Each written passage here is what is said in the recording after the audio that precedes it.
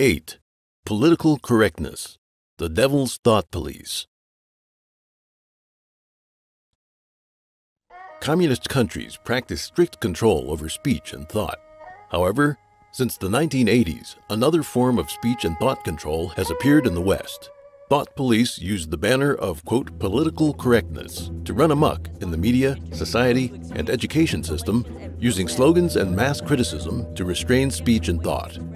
Even though many have already felt the evil power of this control, they have not grasped its ideological origins. Phrases such as political correctness, together with progress, and solidarity have long been used by communist parties. Their superficial meaning is to avoid using language that is discriminatory towards minorities, women, the disabled, and others. For example, black people are to be called African Americans, American Indians are to be called Native Americans, illegal immigrants are to be called undocumented workers, and so on. However, the hidden implication behind political correctness is to classify individuals into groups according to their victim status. Those who are the most oppressed should, therefore, be accorded the most respect and courtesy. This judgment, rendered solely on one's identity and disregarding individual conduct and talent, is the basis of what's called identity politics. This style of thinking is extremely popular in the United States and other Western countries. According to such logic, black lesbians, who are oppressed along vectors of race, sex, and sexual preference, are ranked at the forefront of victimhood. At the other extreme, white heterosexual males are considered the most privileged and, in the logic of victim politics, should be at the bottom of the totem pole. This type of classification is identical to what goes on in communist countries, where individuals were classified within the, quote, 5 classes of red or the, quote, 5 classes of black, according to their wealth and class status before the revolution. The Chinese Communist Party eliminated and oppressed landowners and capitalists because of their, quote, wrong class status, attacked intellectuals as the, quote, stinking old ninth, and chanted that, quote, the poor are the smartest, the nobles the dumbest. For complex historical reasons, including social and individual reasons, some groups have a lower political and socio-economic position, which cannot be simply explained as oppression. But political correctness draws an artificial boundary in people's minds. It sets up an extreme, you're either with us or against us code of morality, where subscribing to political correctness is considered to be moral, while those who dissent are accused of being racist, sexist, homophobic, anti-Islam, and so on. Universities, which should promote a culture of free expression, have become prisons for the mind. The world is silenced and unable to openly and sincerely grapple with a number of issues in politics, economics, and culture. In the name of political correctness, some organizations work to further push traditional religion out of the public sphere. Furthermore, some countries have expanded the definition of, quote, hate speech and implemented this expanded definition in law, thus using the law to force schools, media, and internet companies to conform. This is a step toward the same strictures on speech as found in communist states. After the 2016 U.S. presidential election, the United States became further divided. Protest marches erupted in major cities, and violations of freedom of speech occurred with greater frequency. In September 2017, an appearance by conservative author Ben Shapiro, who had been invited to speak at the University of California, Berkeley, was derailed due to Antifa's threats of violence. Berkeley police stood ready and dispatched 3 police helicopters. The security measures were estimated to have cost more than $600,000. A reporter asked a young student protester, "What about the First Amendment?" To which the student replied that it was no longer a relevant document. Ironically, one signature event that marked the start of the student movement in 1964 was a fight for freedom of speech at Berkeley. These days, the left uses the right to speech in its attempts to deprive others of having a legitimate outlet for their own voice. In March 2017, American social scientist Charles Murray was invited to speak at Middlebury College in Vermont. While there, he was physically assaulted and an accompanying professor at the college was injured. In March 2018, tenured professor Amy Wax of the University of Pennsylvania School of Law was relieved of some teaching duties after publishing a politically incorrect article. Other organizations, acting under the banner of opposing hate speech, have labeled regular conservative groups as hate groups. In addition, there have been cases of conservative authors and scholars being threatened about speaking at or attending various events.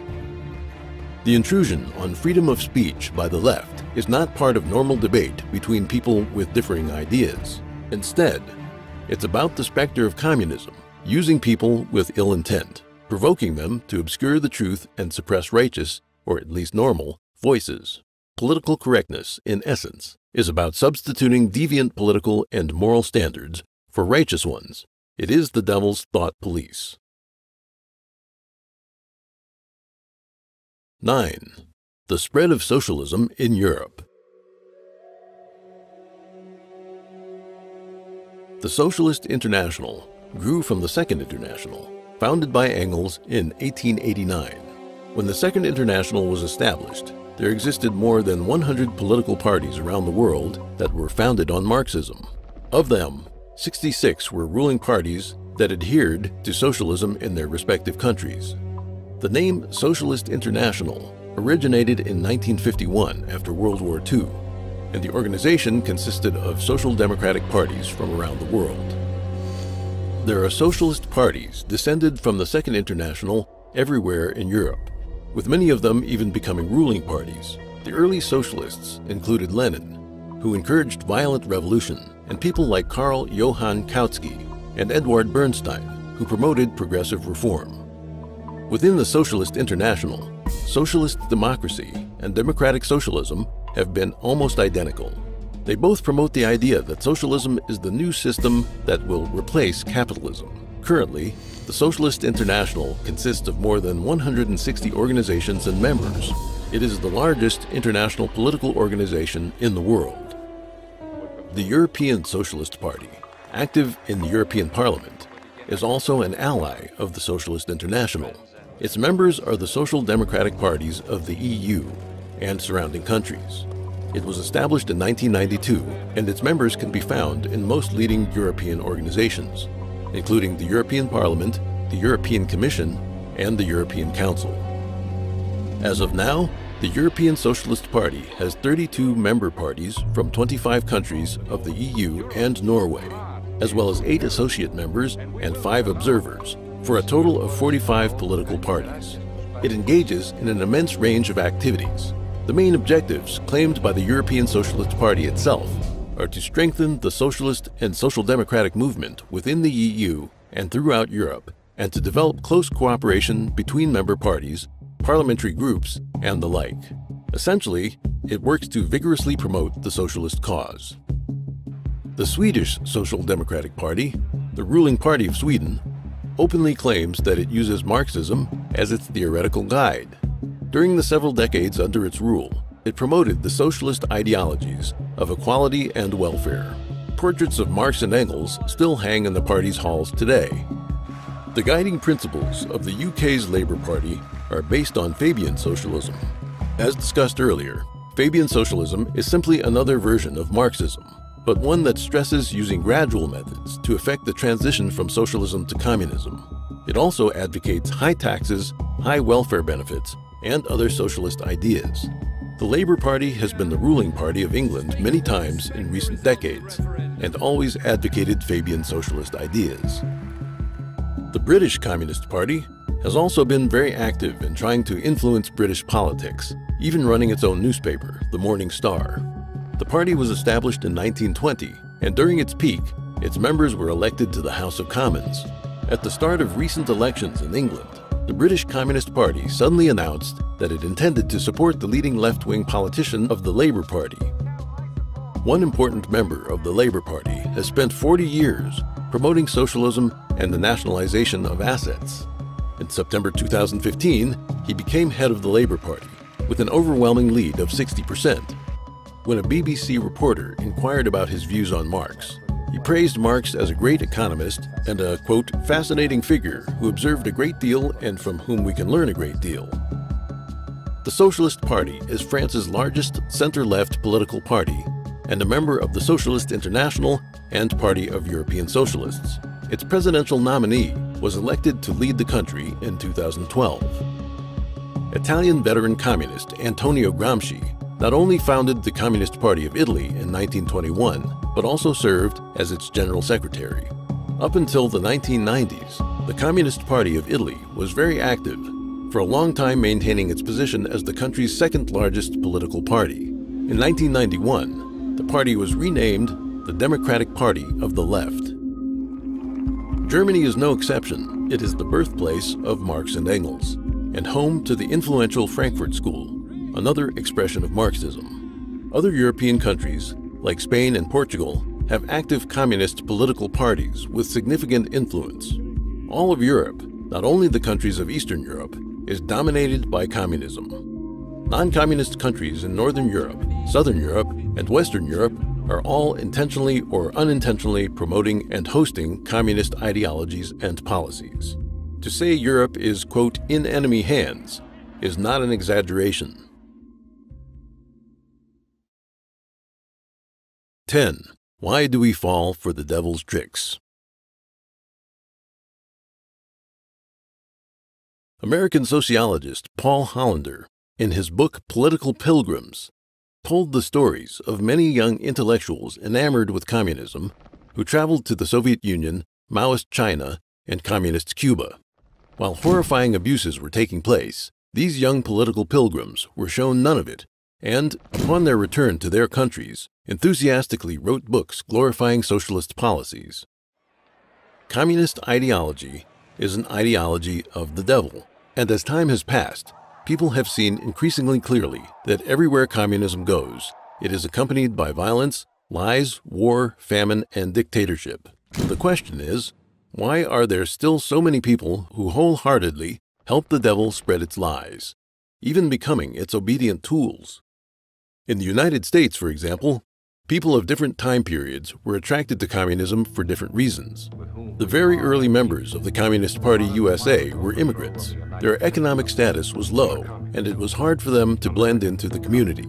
They thus joined the party, mainly due to influences from their homelands, primarily Russia and Eastern European countries. After the Great Depression, the influence of Marxism in the West dramatically increased, and almost the entire intellectual class in the West began a leftward turn. Numerous intellectuals went to visit the Soviet Union, and after returning home, gave speeches and wrote books promoting communist ideology. Those involved included many influential thinkers, writers, artists, and reporters. The baby boomer generation entered college during the 1960s, growing up in post-war affluence, yet they were misled by communist-inflected ideologies into taking up other countercultural stances in the form of anti-war protests, feminism, and the like.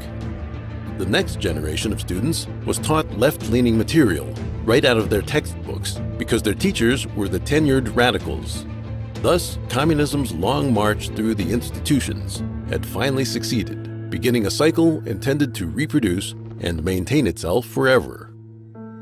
In a book dedicated to exposing communism, Masters of Deceit, FBI Director J. Edgar Hoover, whose tenure ran 37 years, classified communist activists into 5 groups: open party members, underground party members, fellow travelers, opportunists, those who support the party for self-interest, and dupes. In reality, there are very few extremely evil and die-hard communist activists. It's much more the case that the majority of Communist Party members were simply taken in. American journalists John Silas Reed and Edgar Snow played major roles in promoting communist ideology around the world, with Reed's book 10 Days That Shook the World and Snow's Red Star over China. Reed is one of the 3 Americans who was buried in the Kremlin Wall necropolis, meaning that he himself was a communist activist. His description of the October Revolution was not an objective reporting of the actual events, but carefully crafted political propaganda. Snow was a fellow traveler of communism. In 1936, the interview outline he provided to a CCP member included questions in a dozen areas, including diplomacy, defense against enemy invasion, views on unequal treaties, foreign investment, views on Nazis, National Socialists, and more. Later, Mao Zedong met Snow in a cave home in Shanbei, the northern portion of Shanxi province, to answer questions so that a favorable impression of the CCP could be created. The young and naive Snow was used as a tool by the treacherous CCP to broadcast its carefully crafted lies to the world. Yuri Bezmenov, a former KGB spy, recalled his experience of receiving foreign, quote, friends when he worked as a spy. Their schedule was partially arranged by the Foreign Intelligence Service of the Russian Federation. Their visits to churches, schools, hospitals, kindergartens, factories, and more were prearranged. Those involved were communists or politically trustworthy and had undergone training to make sure they would speak with one voice. He cited as an example the time when Look, a major American magazine in the 1960s, sent journalists to the Soviet Union and ended up printing materials prepared by Soviet security forces, including photos and print copy. Thus, Soviet propaganda went out into the public under the name of a U.S. magazine, misleading Americans. Bezmenov said that many journalists, actors, and star athletes can be excused for being blind to the realities while visiting the Soviet Union, but that the behavior of many Western politicians was unforgivable. They wove lies and sought cooperation with the Soviet communists for their own reputation and profit, he said, calling them morally corrupt. In the book, You Can Still Trust the Communists to Be Communists, Dr. Fred Schwartz analyzed why some young men from wealthy families became fond of communism. He listed 4 reasons. First, disenchantment with capitalism. Second, belief in a materialist philosophy of life. Third, intellectual hubris. And fourth, an unfulfilled religious need. Intellectual hubris refers to the experience of young people from the ages of about 18 to 20 who easily fall prey to communist propaganda due to their partial understanding of history, their anti-authoritarian resentment, and their desire to rebel against tradition, authority, and the ethnic culture they grew up in. An unfulfilled religious need refers to the fact that everyone has a kind of religious impulse inside them, driving them to transcend themselves. However, atheism and the theory of evolution, instilled by their education, make them unable to derive satisfaction from traditional religions. The communist fantasy of liberating mankind takes advantage of this latent human need and serves as their substitute religion. Intellectuals tended to be fooled by radical ideologies. Such a phenomenon has drawn the attention of scholars. In his book, The Opium of the Intellectuals, French philosopher and sociologist Raymond Aron pointed out that on one hand, 20th century intellectuals severely criticized the traditional political system, while on the other hand, they generously tolerated or even turned a blind eye to the dictatorship and slaughter in communist states. He saw the left-wing intellectuals who turned their ideology into a secular religion as hypocritical, arbitrary, and fanatical. In his book, Intellectuals, From Marx and Tolstoy to Sartre and Chomsky, Paul Johnson, a British historian, analyzed the lives and radical political views of Rousseau and a dozen intellectuals who followed him. He found that they shared the fatal weaknesses of arrogance and egocentrism. In his book, Intellectuals and Society, the American scholar Thomas Sowell also illustrated extensively the extraordinary arrogance of these intellectuals. Since the 1960s, communism has engaged in a large-scale invasion of American education. Even worse, many young people, bombarded by left-wing media and given a simplified education, indulge in television, computer games, the internet, and social media.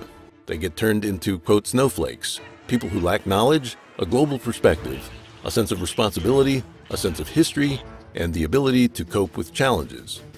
With communist or communist-derived ideologies instilled in them by their parents' generation, they become indoctrinated and henceforth use a warped framework for evaluating the new facts they see and hear. That is, communist lies have formed a film around them, preventing them from having a clear view of reality.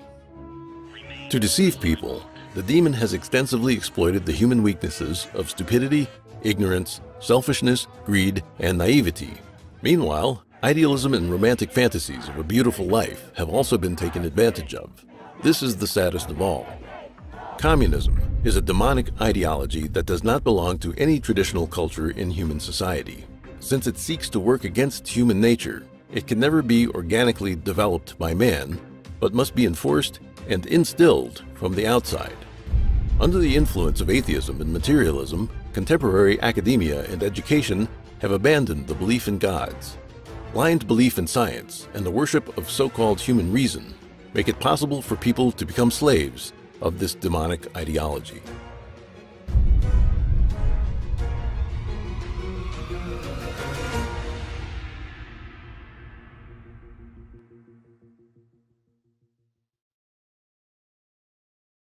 看了录像带之后，我就觉得非常好，我就觉得是一遍那个书，但是就是练功，激动得不得了，真的说一个身心的变。青年教师，是因为后来我看这个书，我开始有的时候假坐在那个车的中。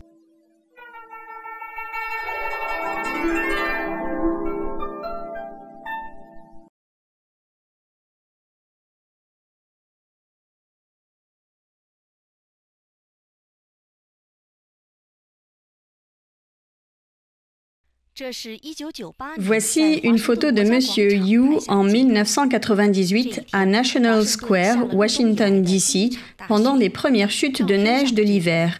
Il pratiquait le Falun Gong depuis seulement 3 mois. Un jour, un de nos amis pratiquants a pris des photos de nos exercices collectifs. Une photo me montrait appuyant sur mes jambes, car je n'étais pas capable de m'asseoir dans la position du lotus. J'avais besoin d'appuyer sur mes jambes pendant un long moment. Cependant, je savais que le Falun Gong était vraiment très bon. C'est une voie juste. Ma première impression du Falun Gong était qu'il était très positif. C'était ma première impression. Après que les gens ont appris les enseignements et les exercices du Falun Gong, beaucoup étaient inspirés pour commencer la pratique. Mais pour ceux qui venaient de commencer à pratiquer, quel était leur état de santé? Un groupe d'experts médicaux a mené une étude en 1998. L'étude nous a montré les données suivantes. Parmi les 12 000 pratiquants de Falun Gong qui ont participé à l'enquête, 52% étaient âgés de plus de 50 ans et 83% avaient une ou plusieurs maladies chroniques. En moyenne, chaque personne dépensait 1760 yuan par an en frais médicaux. Beaucoup avaient des antécédents de maladies récurrentes qui n'étaient pas guérissables par les médecins. C'est ce qui les a amenés au Falun Gong. J'avais 7 types de maladies. Une maladie coronarienne, une tumeur cérébrale causant un apport sanguin insuffisant, cataracte, syndrome de Ménière et un disque vertébral bombé de la 2e à la 4e vertèbre cervicale. Mon cou et mon corps ne pouvaient tourner que comme une seule ligne droite. Souvent, je me disais que je vivais une vie très misérable. J'étais hantée par l'idée de me suicider. Quel est le plus grand bénéfice que vous avez obtenu de la pratique du Falun Gong? Le plus grand bénéfice, c'est que mon corps a connu des changements fondamentaux de l'intérieur vers l'extérieur. Avant de pratiquer le Falun Gong, j'avais des problèmes dans tous mes organes internes, jusqu'à l'insuffisance cardiaque. J'étais en train de mourir. Suite à de longues souffrances dues à des maladies, des histoires de guérison miraculeuses qui se sont produites peu après la pratique du Falun Gong étaient courantes parmi les pratiquants. Ces phénomènes extraordinaires suscitaient une profonde réflexion chez de nombreuses personnes. Pendant une longue période, j'ai pris des médicaments et été hospitalisé. Pourquoi cela n'a-t-il pas permis de guérir ma maladie? Mais après 3 mois de pratique du Falun Gong, cela a fait de moi une personne tout à fait en bonne santé. Où est la magie de ma guérison? Moi, en tant que pratiquant de Falun Dafa, en apprenant et en pratiquant les enseignements de Maître Li, j'ai commencé à comprendre la cause fondamentale de la maladie, la manifestation du karma de maladie, et comment s'en débarrasser complètement. Maître Li explique les principes de manière approfondie, et ce sont des principes surnaturels. En ce qui concerne ces principes surnaturels, en tant que pratiquant, y croyez-vous ou non? Si vous y croyez, êtes-vous capable de suivre les exigences de l'enseignement? Si vous le faites, vous pouvez vous débarrasser de votre maladie. C'est ça le miracle.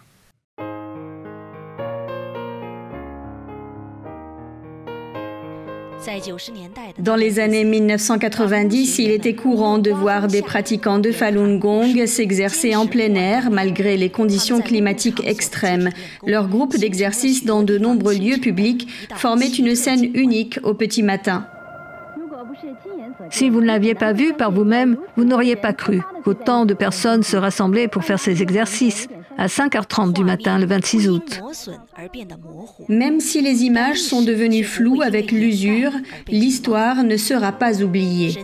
En raison de ses bienfaits miraculeux pour la santé, le Falun Gong s'est rapidement répandu dans tous les coins du pays sans aucune publicité.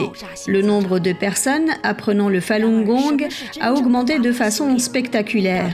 Cependant, la plupart des débutants avaient peu de connaissances de ce qu'était la cultivation.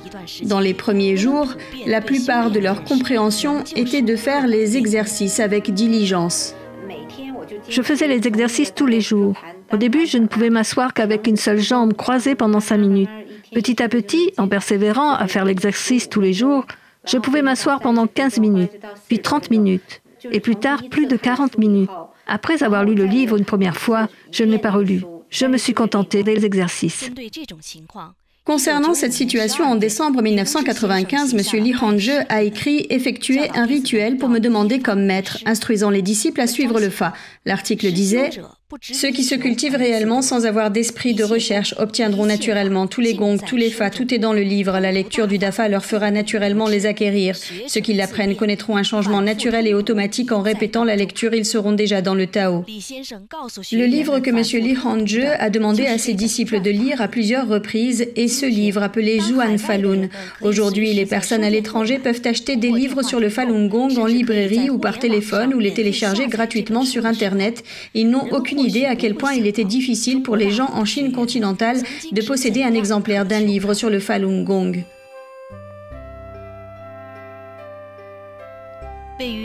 La ville de Wuhan est située sur les rives du fleuve Yangtze, connue comme le lieu de la grue gracieuse et du nuage duveteux. C'était aussi le principal lieu d'impression des livres de Falun Dafa. Au début de 1995, le livre Zhuan Falun a été publié pour la première fois. Comme l'impression était limitée, 2 personnes devaient se partager un exemplaire. Dans certaines régions rurales éloignées, les livres n'étaient pas disponibles. Ici, nous avons entendu de nombreuses histoires émouvantes de pratiquants qui ont vécu des épreuves pour obtenir des livres de Dafa plus rapidement. Je me souviens d'un jour où j'étais à Xinjiang. Il y avait un pratiquant d'un village de la province du Jiangxi qui avait marché des dizaines de kilomètres jusqu'au quai de Xinjiang, attendant l'arrivée du bateau pour amener les livres du Zhuan Falun. Il y a aussi eu une autre fois, en février 1995, à Nanjing. Il neigeait abondamment et le bateau avait 3 heures de retard. Les pratiquants ont attendu sur le quai pendant 4 heures. Sous la neige épaisse, personne n'est parti. Ils ont continué à regarder la rivière en espérant que le bateau transportant les livres apparaisse plus vite. Quand le bateau est enfin apparu, ils ont sauté et crié « Voilà le bateau! Voilà notre livre !»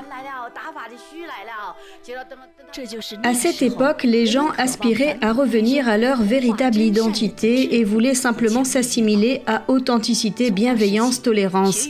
Ainsi, en plus des exercices quotidiens, les pratiquants ajoutaient la lecture et l'étude du Zhuan Falun pendant leur temps libre. C'est dans ce livre que M. Li Hongzhi a clairement énoncé les facteurs clés pour qu'une personne parvienne à une véritable élévation. Il y a 2 raisons pour lesquelles on n'arrive pas à s'élever dans le Shulian ou cultivation. Si on ne connaît pas un Fa, une loi de haut niveau, alors on ne peut pas cultiver et pratiquer à un haut niveau. Si on ne peut pas accorder de l'importance à la cultivation et pratique de son Xing, nature profonde, alors on ne peut pas s'élever. Pour devenir un véritable pratiquant de Falun Dafa, on doit suivre le principe authenticité, bienveillance, tolérance pour élever son Xing ou nature profonde. Pour s'élever à des niveaux supérieurs, on doit d'abord se débarrasser des mauvaises conceptions et des attachements formés dans la société dite ordinaire. La vie est remplie de bonheur et de doux moments, ainsi que de colère et de chagrin. Les gens sont tous différents, mais leur destin est similaire. Les gens savent que certaines habitudes et dépendances sont nocives, mais ils ne sont pas capables de s'en débarrasser. Nous savons tous que fumer est dangereux pour la santé. En janvier 1996, la Chine a lancé une campagne contre le tabagisme. La publicité pour le tabac a été interdite à la télévision. 26 villes, dont Pékin, ont adopté une loi interdisant de fumer dans les lieux publics. Mais cette propagande et ces réglementations ont eu peu d'effet. La consommation de tabac en Chine reste la plus importante au monde, avec plus de 350 millions de fumeurs et une augmentation de 2% chaque année. J'ai fumé pendant 10 ans, 1 à 2 paquets par jour. En outre, j'ai pris une très mauvaise habitude. Une fois que j'avais allumé une cigarette, je fumais cigarette sur cigarette sans pouvoir m'arrêter. Plus tard, après avoir lu le livre, j'ai commencé à comprendre. Je pensais que la vie était imprévisible, courte et pleine d'amertume. Plus tard, j'ai pensé que je devais juste profiter du moment présent, puisque je ne savais pas quand ma vie se terminerait. Cela montrait en fait un sentiment d'impuissance. La vie était juste comme ça, sans aucun espoir. Mais maintenant, j'ai trouvé ce moyen de cultivation. Pour moi, quelque chose d'impossible devient possible. Une personne est-elle condamnée à être vieille, malade et malheureuse? Dans le passé, je le pensais. Mais maintenant, je pense que ce n'est peut-être pas le cas. Soudain, il y a de l'espoir dans ma vie. J'ai pu facilement arrêter de fumer parce que j'ai vu de l'espoir. Les pratiquants voient le monde, l'univers et la vie d'une toute nouvelle perspective. Cela leur permet de se débarrasser plus facilement des mauvaises habitudes et des dépendances, sans ressentir la douleur et les rechutes précédentes. Leur qualité de vie a subi des changements fondamentaux. Ceux qui ont ressenti l'impact le plus profond avaient autrefois perdu tout espoir dans leur vie. Un jeune enseignant de la région de Maoming était un toxicomane. Il jouait pour acheter de la drogue. Il empruntait de l'argent à ses parents et amis et dépensait tout. Tout le monde avait peur de le voir. Il était maigre et en si mauvaise santé qu'il ne voulait pas vivre. Puis il a eu la chance de rencontrer Dafa. Sous la bénédiction de la puissance de Dafa, il s'est rapidement débarrassé de sa toxicomanie et a arrêté de jouer. Il était une personne complètement changée. Quelques mois plus tard, il a écrit un partage d'expérience. Il a dit que les drogues avaient fait de lui un fantôme, alors que Dafa lui a permis de redevenir humain. Nous avons été très touchés par son histoire. Comme ils commencent à nettoyer leurs problèmes mentaux et physiques, les pratiquants rencontrent des difficultés inattendues dans le premier stade de la cultivation. Beaucoup essaient toutes sortes de qigong dans leur recherche du vrai sens de la vie. Lorsqu'ils découvrent le Falun Dafa, ils trouvent tout à coup les réponses aux questions qu'ils se posaient sans pouvoir y répondre. Vous pouvez imaginer à quel point ils sont enthousiastes. Comment équilibrer la cultivation et la vie de famille est un grand problème que de nombreux pratiquants peuvent rencontrer dans les premiers stades de leur cultivation. Monsieur Li Hangzhe en a parlé en détail dans ses conférences. Certaines personnes, après avoir appris le Falun Gong ou d'autres exercices de Qigong, ne traitent plus leur fils avec affection. Au lieu de cela, ils traitent leur fils comme un ennemi. « Je ne m'occuperai plus de toi, je vais cultiver et pratiquer ». Ils se mettent en colère en voyant leurs enfants. Quel genre de pratiquant es-tu? Nous devons traiter les autres avec bienveillance, en toutes circonstances, sans parler de nos proches. Nous parlons de ce principe, c'est-à-dire que nous devons être bienveillants avec tout le monde, avec vos parents, avec votre fils aussi, avec tous, avec tout le monde. Sois bienveillant et attentionné envers les autres, à tous égards. Ton cœur ne sera plus un cœur égoïste et ne se limitera plus à ta famille. Il sera plus général, s'étendant aux autres, à tout le monde, avec compassion. Le professeur dit de regarder à l'intérieur. Je regarde donc à l'intérieur de moi chaque fois qu'il y a un conflit dans la famille. Je peux trouver mes propres attachements et autres problèmes chaque fois. Ma vie de famille s'améliore de plus en plus. Mon mari m'aide maintenant à faire le travail de Dafa également. Regarder à l'intérieur lorsqu'on rencontre un conflit, se demander d'être une meilleure personne, se demander si l'on peut s'améliorer dans la vie de tous les jours et essayer continuellement de s'élever. Les pratiquants ont découvert que leur mentalité était en train de changer petit à petit. Les pensées et les habitudes auxquelles ils étaient autrefois habitués sont progressivement devenues différentes. En faisant l'expérience de changements personnels intérieurs, ils ont commencé à comprendre la signification profonde de la cultivation dans Dafa. Leur environnement devient plus paisible et plus sain.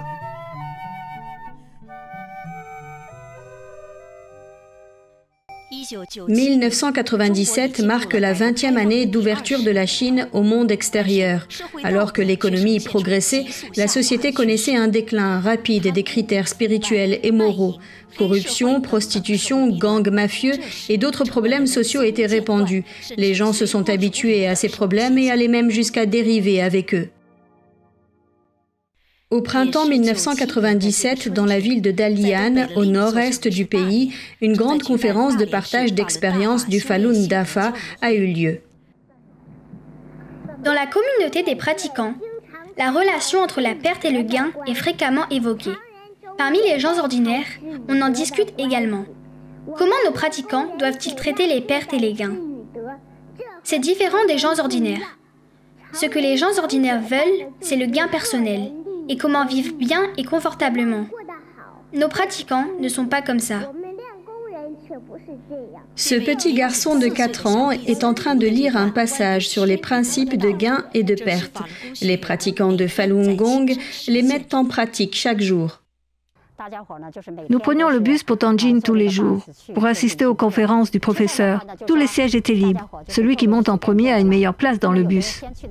Ceux qui arrivent après doivent aller dans la section arrière, où les sièges sont plus bosselés. Au début, les gens couraient vers le bus, afin d'obtenir un meilleur siège. Mais plus tard, ce n'était plus le cas. Les gens laissaient les autres passer en premier. Certains s'asseyaient sur les chaises ajoutées au milieu. S'asseoir là était très inconfortable pour un trajet de plus de 2 heures. Tout le monde aurait en principe préféré un siège normal, mais ils voulaient tous que les autres passent en premier. Alors ils ont pris les sièges entre les allées.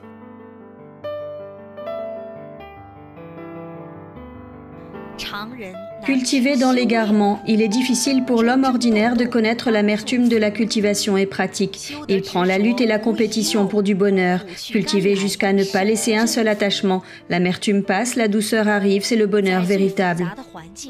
Élever sa nature profonde, Xing dans l'environnement le plus complexe parmi le groupe de personnes le plus complexe, c'est l'expérience des pratiquants de Falun Gong en pratiquant cette grande méthode de cultivation. Le village de Luwu, près du district de Zijing, dans la province de Guangdong, est bien connu pour ses larcins. En raison de son bon environnement agricole naturel, le gouvernement local a construit un verger de 99 acres près du village. De façon inattendue, les villageois ont pris le verger comme une source d'argent facile. Quand la saison des récoltes est arrivée, presque toutes les familles sont sorties pour voler les fruits et vendre leur butin sur le marché. Ce problème est devenu le plus gros casse-tête pour les autorités locales. Chaque année, d'importantes ressources étaient dépensées pour protéger le verger. Certains voleurs arrêtés ont même dû défiler publiquement. Malgré cela, les villageois n'arrêtaient pas de voler. Au début de l'année 1998, le Falun Gong s'est répandu dans ce petit village. Sur les 300 villageois, plus de 80 participaient aux études et aux exercices collectifs chaque jour, et ils n'ont plus volé depuis lors. Sous l'influence de ces villageois, les habitudes de vol de tout le village ont complètement cessé. Au cours de l'hiver de cette année-là, les pratiquants représentant le village ont rejoint la conférence de partage d'expériences de cultivation de Falun Dafa du Guangzhou. Ils ont partagé leurs histoires. Auparavant, je ne connaissais pas ce principe, et je pensais que prendre la propriété publique était justifié. Si je ne vole pas, d'autres le feront. Maintenant, je comprends le principe pas de perte, pas de gain. Pour gagner, il faut perdre. Je connais aussi le principe selon lequel les personnes qui font de mauvaises actions obtiennent une substance noire, le karma, et en retour perdent leur précieuse vertu, le te. Un fonctionnaire du gouvernement du canton de Linjiang, profondément touché, a dit « Votre Falun Gong est si bon » et a joué un rôle que même la loi ne pouvait pas faire respecter. Je veux acheter un exemplaire de votre livre pour le lire. Le changement qui s'est produit dans le village de Luwu n'est qu'un aperçu du grand impact que le Falun Dafa a eu sur la société chinoise à cette époque. On disait parmi les pratiquants, faites tout selon les exigences du Xing de Dafa. Si ce sont des fonctionnaires du gouvernement, ils doivent être des fonctionnaires travailleurs et honnêtes. Si ce sont des ouvriers, ils doivent être des travailleurs disciplinés. Si ce sont des citoyens ordinaires, ils doivent être des personnes qui sont bonnes pour les autres. Monsieur Li a expliqué le sens profond de ce qui suit quand il est venu pour la première fois enseigner la pratique. C'est ainsi que sont nos élèves après avoir appris notre méthode. Je dis que notre méthode peut avoir cet effet en ce qui concerne la société, de promouvoir une civilisation spirituelle dans la société. Comme nous cultivons et pratiquons dans un juste, nous demandons à chacun d'élever son xing-xing. Quand tout le monde commence à faire de même, on arrive nécessairement à ce genre de résultat. Quand j'ai lu le livre, j'ai senti qu'il avait touché mon cœur. Pourquoi? Parce qu'il nous apprend à être quelqu'un qui considère les autres en premier, à être désintéressé et à s'investir à fond pour les autres. Il établit également un critère moral très strict appelé authenticité, bienveillance, tolérance. Vous devez cultiver votre cœur en conséquence. Une fois que vous commencez à le cultiver, tout votre cœur se détend et est capable de lâcher prise sur n'importe quoi. Par exemple, il est courant pour les intellectuels d'être attachés à la gloire et à l'intérêt personnel. Ils sont souvent en compétition et se battent pour obtenir une promotion. Ils sont tous comme ça. Après avoir commencé à prendre ce livre, je suis capable de me défaire de tous ces attachements. On dit qu'on prend du poids quand on est détendu. J'ai pris plus de 10 kilos.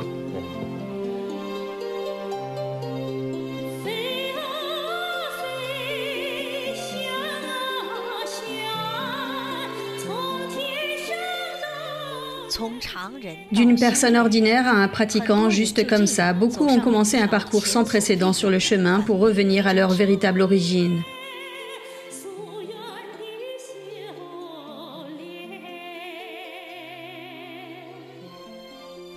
En 1998, on voyait des pratiquants de Falun Gong partout, dans le nord-est, dans le sud et dans le nord-ouest, à la ville et à la campagne. Ils venaient de la société avec un xing-xing élevé. Ils ont joué un très grand rôle pour la stabilité de la société et ont élevé le niveau moral de la société. En novembre de cette année-là, M. Li Hongzhi a écrit un poème intitulé « Rire ». Je ris, les êtres s'éveillent. Je ris, la grande loi est transmise. Je ris, le bateau du salut lève l'ancre. Je ris, les êtres ont de l'espoir.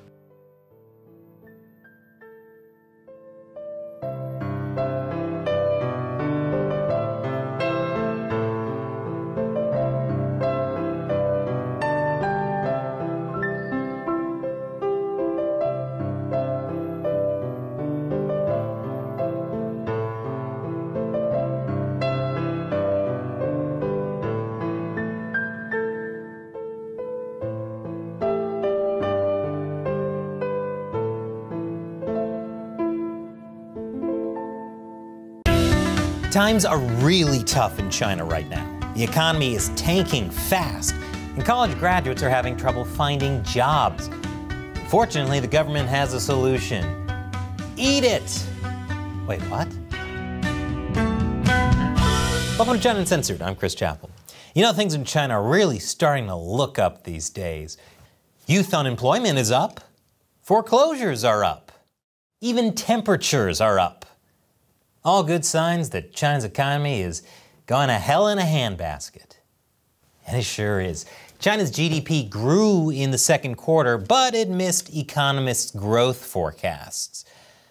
Which is kind of like saying Michael Jackson was tall compared to all his friends. Yes, the economy might be growing, but that's because zero COVID hit it with a wrecking ball. It'd be hard to get much worse than it already was. According to official data, the economy grew at a 6.3% annual pace in the April to June quarter, much slower than the 7% plus growth analysts had forecast. Yes, somehow all those people who were predicting a big rebound after zero COVID ended were wrong. I mean, initially they were right. China's economy did seem to rebound right after 3 years of zero COVID isolation. But that was probably just all the people who were locked in their apartments and forcefully starved finally getting to go out and buy food. I'm not sure how much buying groceries helps the stock market. Now the economic recovery is sputtering, and the prognosis is not good. In fact, some analysts now think the economy might not have grown at all during the second quarter. China denies this, of course, which probably means it's true. The thing is, everyone likes to quote China's GDP data, but official statistics routinely overstate China's growth rate more than guys on dating sites overstate their heights. Even China's top leaders say China's GDP is man-made.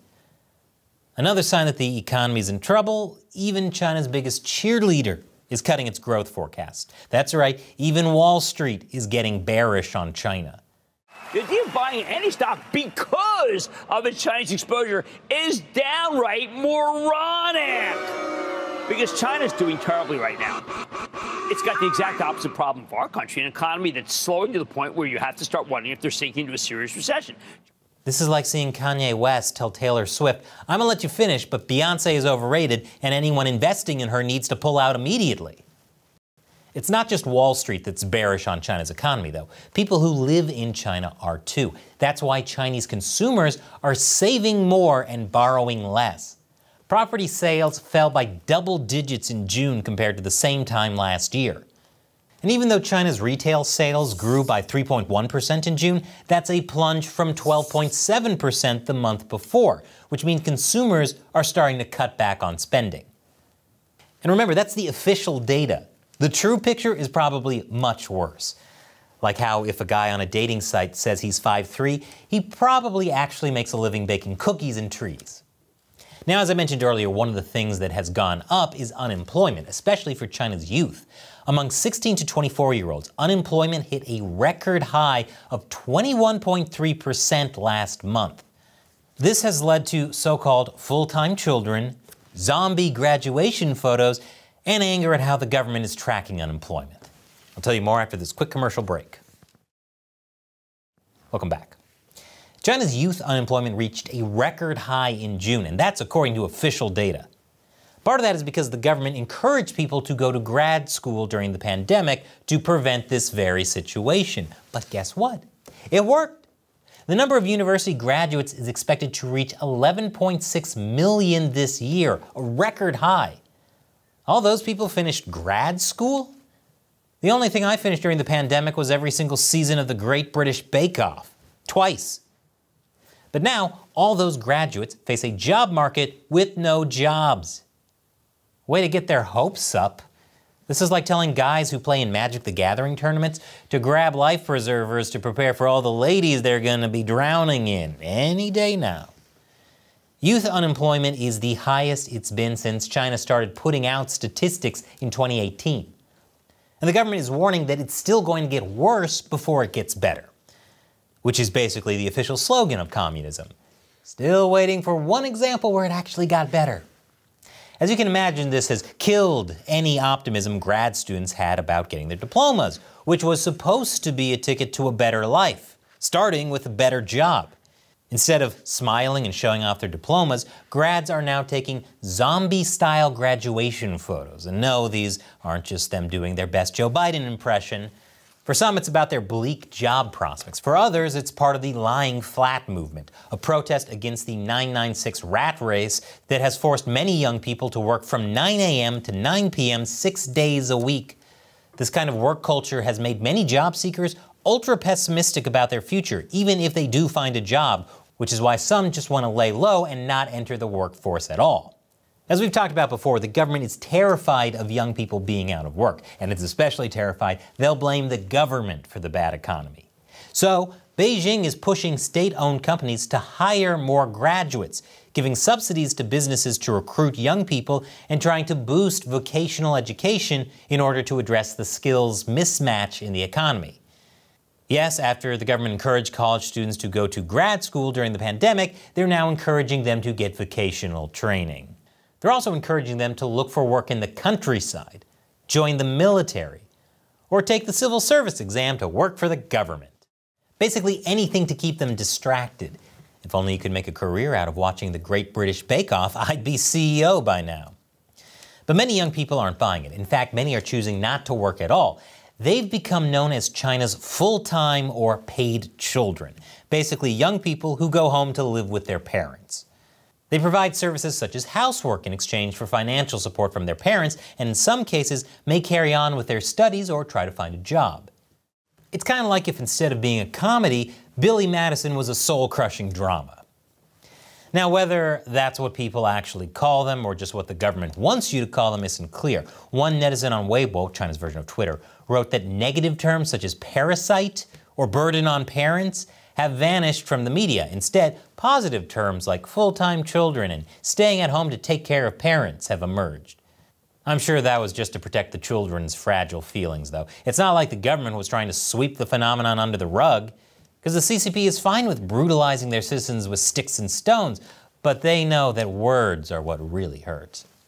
This is also why censors recently took down a series of graphics published by Sohu News that showed youth unemployment above 20% and juvenile criminal prosecutions up 42.8%, among other statistics.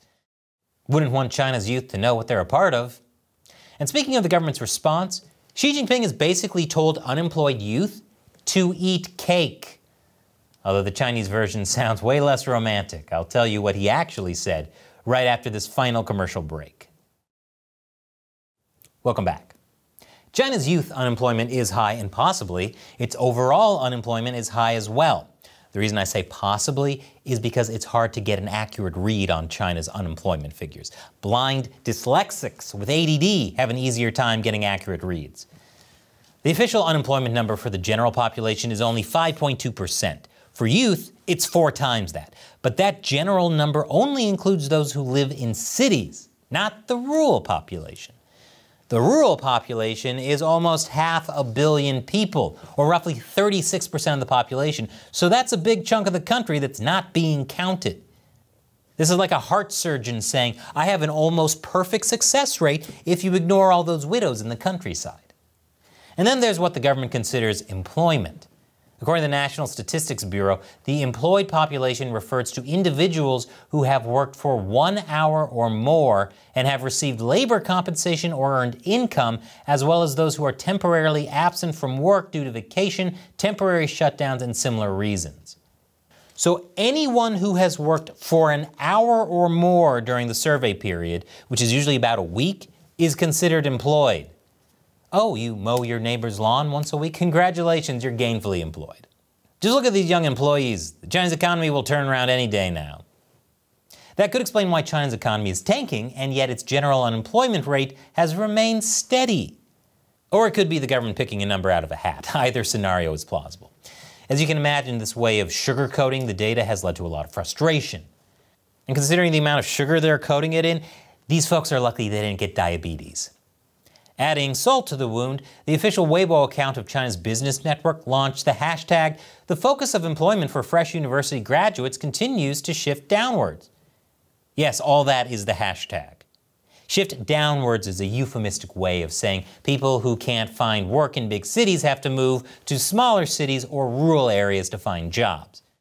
You know, where they don't count you? This is like a surgeon throwing a patient onto the street mid-surgery and saying, "Ha! Still a perfect record of no one dying on my table." According to what's on Weibo, Chinese netizens are seeing right through it all. From manipulating employment statistics to employing euphemistic terms for unemployment, Chinese netizens are becoming increasingly wary of the government's use of wordplay and number manipulation to portray an illusory sense of prosperity. Possibly the most offensive, though, was when Xi Jinping told China's unemployed youth to eat bitterness. Yes, when you run out of money, you can drink your tears and eat your bitterness. Problem solved. Xi also told young people to seek self-inflicted hardships and used his time in the countryside during the Cultural Revolution as an example. Xi might be forgetting that his country already has a problem with self-inflicted hardships. One article claims farming, pulling coal, damming, picking dung in the countryside, Xi Jinping did almost everything and ate almost everything, including a lot of bitterness, apparently. Strange, I always pegged him as having more of a sweet tooth.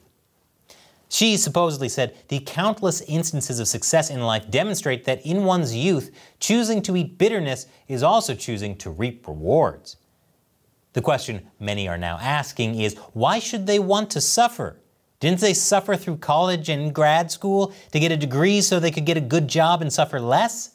What's in it for them? Well, the short answer is nothing. At what point does it go from character building to BDSM? Hey, there's a career path for them. We talked before about how Xi Jinping is trying to drum up nostalgia for the Cultural Revolution to get people to stick with the Communist Party through hard times. He saw how Mao was worshipped like a god by the Red Guards and did anything he said, no matter how inhumane it was. Xi Jinping knows that tough times are here and that more are coming. He also knows if the party is going to survive it, He needs to build that cult of personality so he and the party don't become the target of angry citizens. Chinese state media has been urging youth to contribute to the national rejuvenation of the Chinese nation.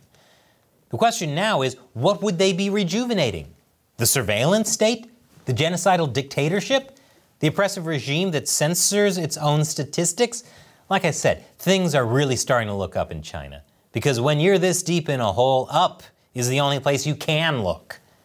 And China Uncensored would not exist without the support from viewers like you. Frequent demonetization and age restriction by YouTube would have run us out of business. Most of our budget comes from fan support on our exclusive social media platform on Locals. That's ChinaUncensored.locals.com. You'll get a bunch of cool perks, including the chance to have me answer your question on the show. Today's question comes from the crazy years. Ukraine is the 4th largest producer of grain in the world. Grain prices are going through the roof. China doesn't subsidize food prices for its consumers. I wonder how the Chinese people will react when food prices skyrocket, and how Chinese farmers will be able to afford to feed their chickens and pigs, and what this will do to China's already fragile economy, and how will this affect Sino-Russian relations? Lots of questions with nothing but ugly answers.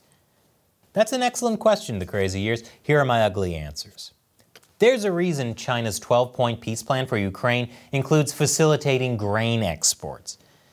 China was heavily invested in Ukraine and depends on their grain exports. Meanwhile, China's own farmland is in serious trouble because of environmental factors.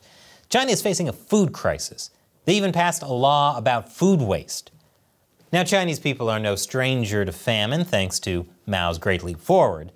They know how to panic buy. And as for livestock, China is going to extreme lengths, like consolidating farms into pig skyscrapers. I think China is probably very upset at Russia right now. They probably thought Russia could quickly and easily take Ukraine and there'd be no disruption to grain exports. And boy, were they wrong.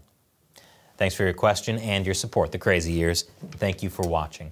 Check out ChinaUncensored.locals.com to join us on the exclusive social media site, Locals. Once again, I'm Chris Chappell. See you next time.